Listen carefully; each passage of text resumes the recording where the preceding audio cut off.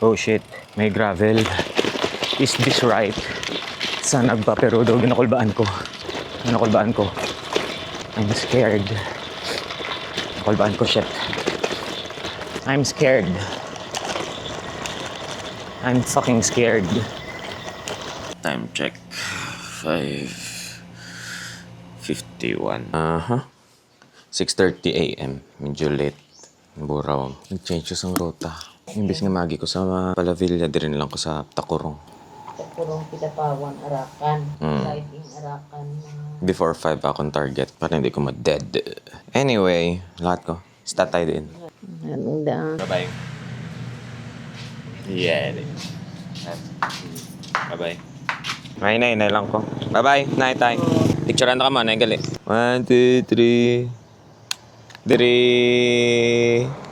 Okay. Time check, 6:38 a.m. Kalalabas ko lang ng bahay. Initially, yung original plan was to go out 4 a.m. Tapos dadaan dun sa bundok. But unfortunately, napasarap yung tulog. So, medyo na-late na rin ang gising. Nag-change ako ng plan. Dito na lang ako dadaan sa National Highway. Coronadal, Takurong, Kidapawan, Magpet, Arakan. Mga 150 kilometers away lang. So, elevation gain mga 1,000 plus lang. Nagre-route ako. Siyempre, hinahabol ko rin yung oras. Dapat hindi ako abutan ng alas 5 sa Arakan for safety.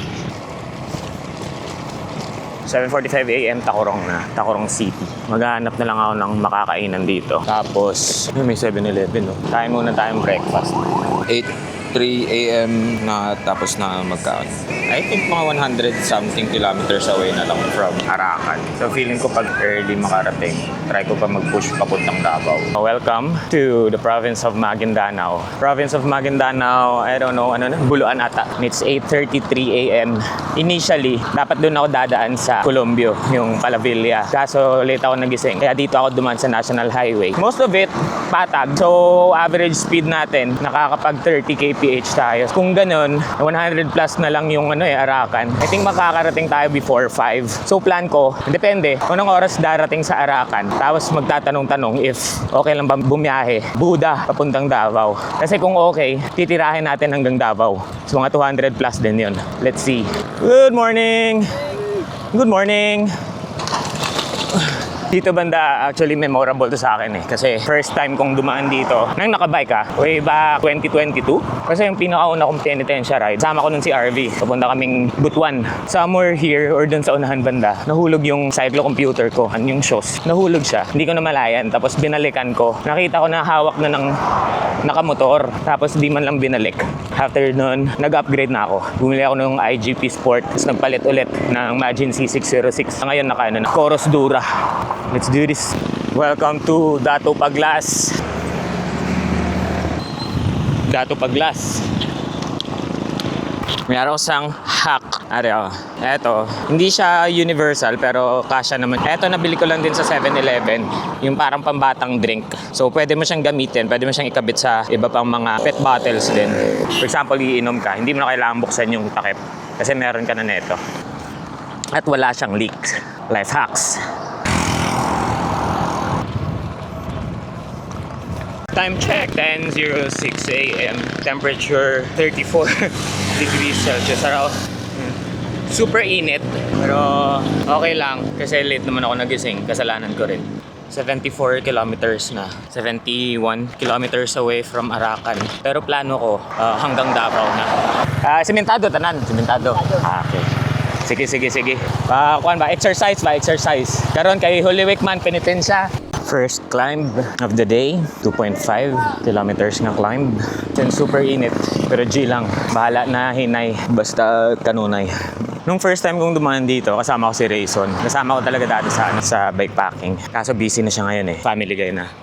Fuck you, Race. Nung first time namin dumaan dito, tumigil pa kami kasi pagod na Mabigat din yung dala namin kasi nung first na dumaan kami dito, yun yung first Philippine Bikepacking Federation Chuchu, hosted ng Davao Bikepacking Community. 35 kilograms din yung bike ko. Tapos marami din kaming pahinga. Pero ngayon, parang ang bilis.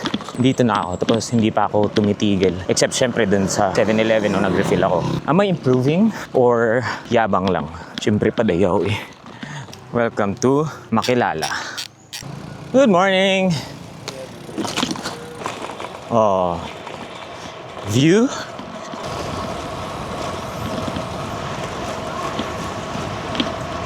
Kilometers away na lang from Kidapawan.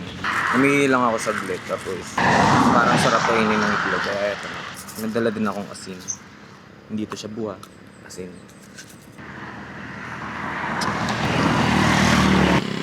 Lapit na. Welcome to Makilala. Stop over muna tayo 7-Eleven. Re-refill lang ng tubig. Tapos rekta ng Kidapawan. Doon na tayo kakain sa Kidapawan. Mga 10 kilometers lang naman siguro. 7-Eleven. Vitamilk. Si Arakan 54 kilometers. Tapos may elevation gain pa na 800 something. 818. 11:22. Mga alas 2. Sabihin na natin alas 3. Alas 3 Arakan. Or sana before 3 nasa Arakan na. Para push natin yung papasok sa bundok. Medyo secluded na area. Para makalabas tayo before 5. Balik tayo sa National Highway. Kasi sabi medyo delix pa raw. Minsan may nanghahabol na NP sabi. So malalaman. Let's see. Welcome to Kidapawan City. Morning. Hey, Jollibee Kidapawan. Doon na lang siguro ako magla-lunch para malamig din. Kasi yung temperature ngayon 35 degrees and it's very hot. Hot. Tapos hihingin na lang din ako ng ice doon. Saktong lunchtime. So, kung 12, kaya. Feeling ko kaya naman. Compute natin mamaya habang kumakain. Jollibee. Doon na tayo magla-lunch. 11:40. Quick lang mga 15 minutes. Alis tayo 12. Medyo wrong timing. Lunchtime pala eh. Daming tao. 12:02. Bilisan lang natin kamain tayo. 15 minutes. 12:13 o mga 30 minutes din. Sayang oras. Tagal ng order. Yun yung plan. Before 5, dapat nakalabas na dun sa bundok. Dapat na sa National Highway na. Feeling ko kaya naman. 5 hours to the right. Ganda ng mga daan dito. Asphalt. Tapos patag. So wala masyadong headwind. Nakakapag 38, minsan 40. Mamaya papasok sa Arakan, meron din ahon, parang 5 kilometers. Tapos nagre-red sa map, meaning malalang ahon. So enjoyin muna natin tong patag tsaka lusong. Ngayon, nagpo 45 tayo. I think nasa Magpet na ako eh. Magpet, North Cotabato. Ang galing. Ligo sila oh. Under the bridge. Kabakan Bridge. Parang sarap din maligo. Napakainit. 35 degrees. Sobrang init. Abot singit. Bundok sa likod. Bundok sa... Ayan. Ganda ng daan.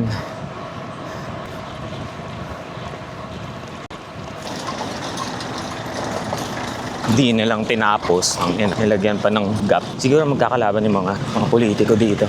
Less than 20 meters lang eh. Hindi pa tinapos. Iba din. Ito na yung climb na mahaba. 5 kilometers. Steady lang. Mga 5 kilometers, sabihin na natin mga 1 oras. Alauna, alas 2 na. Matatapos natin tong climb na to. 1 to 1 to lang. Binay Bridge. Nag-start na yung red. 11, 12. Medyo gempoy tayo ngayon kasi sobrang init. Dito tayo sa kabilang side para may shade. Temperature, tangina, 41. Oras, 1 o'clock. Cook muna. Grabe kainit. Sobrang init. Gradient average dito. 12. Gradient. Yung temperature, 41. Tang ina. Kurbada, subida, and fucking heat. May nakikita akong lusong. Recovery. Os. Ahon pa pala. Akala ko lusong na. Landslide prone area pala. Dapat ganito lahat eh. Shaded lahat dapat. Ang ina. Sobrang hot. 21% pa. Pero last 600 meters na ahon. May recovery ulit. Tapos may ahon pa, mga 4. Pero ito na yung pinakamahaba, papuntang Arakan. 5 kilometers. Yung iba, mga 1 km climb. Finally, I can see the top. May recover din. Sabi ko alas 2, tapos ko na eh. Medyo lumagpas lang konti. Pero shoot 2:04 PM. Napakainit ng ina. There we go. Yan no. Lusong na talaga, legit. Recover din. Sa wakas. 2:06 PM, Bagong Bayan, padulog na finally. Mayara na lang sang 4 ka-climbs nga tig 1 kilometer each. Deserve ko to, deserve ko to. I fucking deserve this. Yung naghirapan ko to eh. Kung kailan lusong, doon pa hindi mainit. Ang galing ah. Arakan 24 kilometers away. Ganda ng view.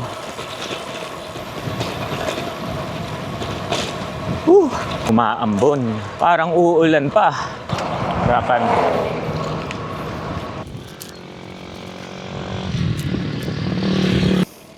Ay, ng ahon yun, oh. Putang ina gradient, 52, 49. Woo!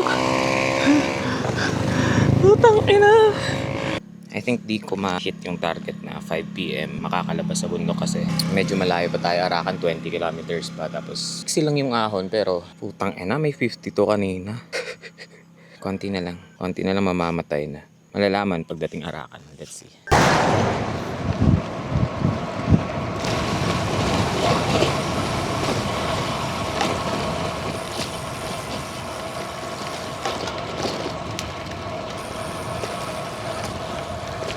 Woo! I mean, may daan. Pero hindi ako sure kung madadaanan ko yun. Bundok eh. We'll see later. Alas 3. 9.2 kilometers away from Arakan. Daanon dun, oh.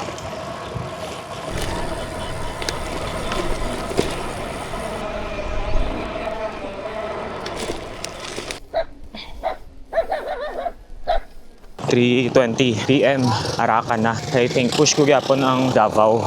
Aga pa kayo. 3:31 PM, Arakan. Push na Davao. Thank you. Nagwas na ko sa National Highway. Cross ko sa bukid. Hindi ni highway ako nalagyan. Medyo korulbaan bisan sanag pa. Pero sige lang, go. Oh shit. May gravel. Is this right? Sanag pa pero daw ginakulbaan ko. Okay, simentado. Ooh. Another gravel road. Feeling ko daw laba.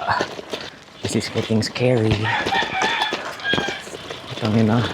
Gagamay ang dalan. Wala sinekto. Gravel roads. Kagpadulom na. Paalas 5. Pero ang oras, subong kwan pa malang 4 something. Push pa. Nakulbaan ko. Kinakabahan ako. I'm scared. Nakulbaan ko, shit. Yung mga 30 kilometers away lang man ang highway. Pero take kung mag-amuni nga 30 daw, budlay ba? Pero based sa mapa, tama man. Tapos, ha? Wala? Pa-highway? Walang lusot dito? Ganito lahat? Sira ang tulay? Oh.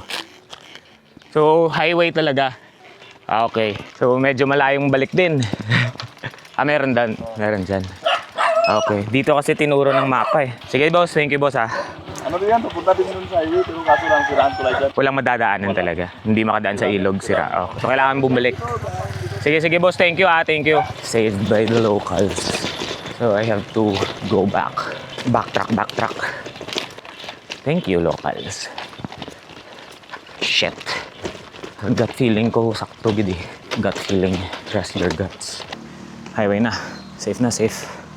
Lokal tubig, wifi, reroute, G. Pila ka mo? 3? 1, 2, 3. Sige. Thank you, Gid. Oo. Ano nga family na dire? Tapgos. Mga Ilonggo. Pero taga dire gid ka mo. Sige. Thank you. Mahinay ko. Kaya ano na oras? Mag alas 4:30. Salamat kita. Thank you. Tapgos. Very nice ahon. Utang ina. Kikim Kaka. Dalawa na lang. Dalawa ka tapsilog. Dito ako sa Kikim Kaka. Somewhere in Arakan. Naka-charge na rin. Nakain tayo 2 tapsilog. Good for 1. Gutom si Gago eh. That's it. Pero sige lang kay gutom ko. It's 5:40 PM and I think I have to go because I'm losing light. Kumain ako dun sa Kikim Kaka. 16 kilometers yung ahon. After that, Katipunan na. Tapos Lusong na halos. So, we have to endure 16 kilometers na paahon. 16, tapos natin kung 8, 4, 8, 12. 4 hours? Tangay na. Kami ko mga 3 hours. Sige, G, bye. Matigol Falls. 13 km. Next time ko na.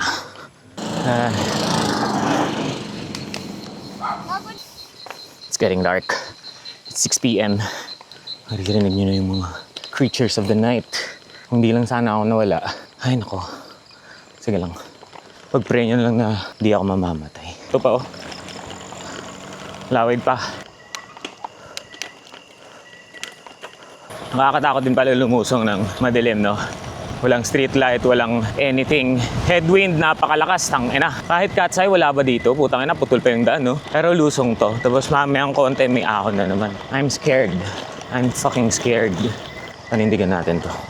May gravel section na naman. Tapos may caution tape pa. That was sketchy. Slow down, closed road ahead. Putang ina, hindi pwede. Hindi pwede nga closed road. Kailangan may madaanan ko. Ayun. Thank you, motorcycle. Ano ba?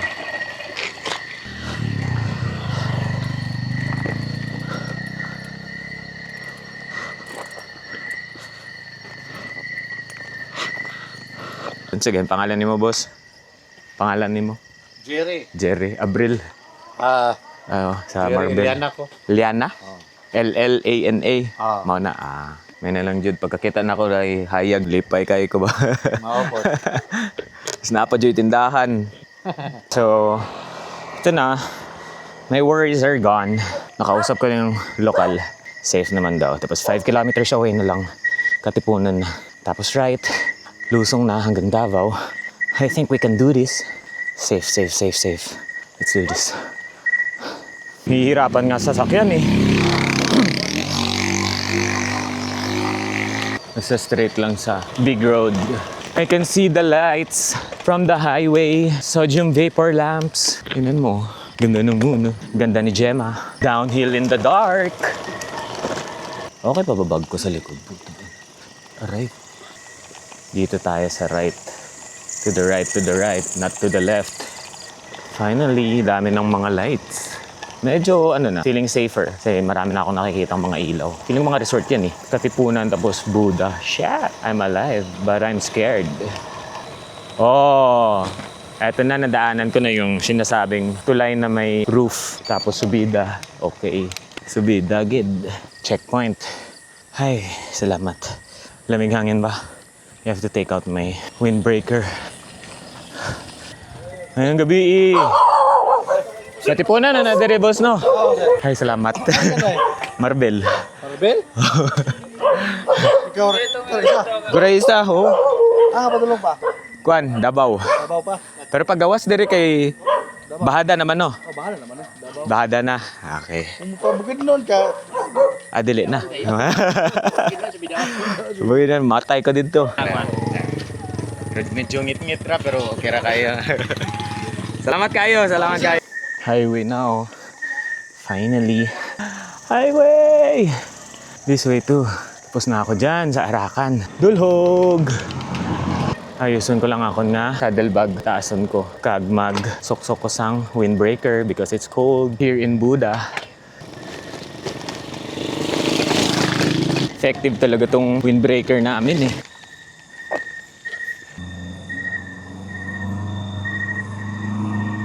Okay na kasi downhill pero putang ina ang lamig. Yung legs ko exposed. Pero sige lang, at least recover. Wala akong masyadong bumabiyahe. Siguro gabi na or siguro dahil mahal na yung presyo ng langis. Halos wala akong kasabayan kahit nasa national highway na ako. 9:42 p.m. 37 kilometers away from Davao. Somewhere sa Toriel ako matutulog. Lapit na lang. Streetlights dito, puti na. 34 kilometers. Tapos Lusong, 9:51. Still alive. Not dead yet. Welcome to Davao City. Ang gabi. 10:36 p.m. Kalinan.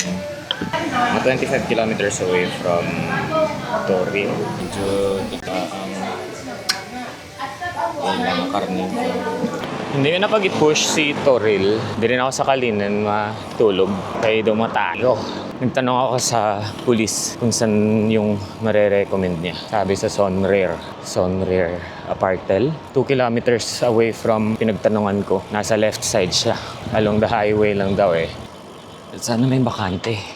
Feeling ko naman meron. Sonrare Apartel and Inn.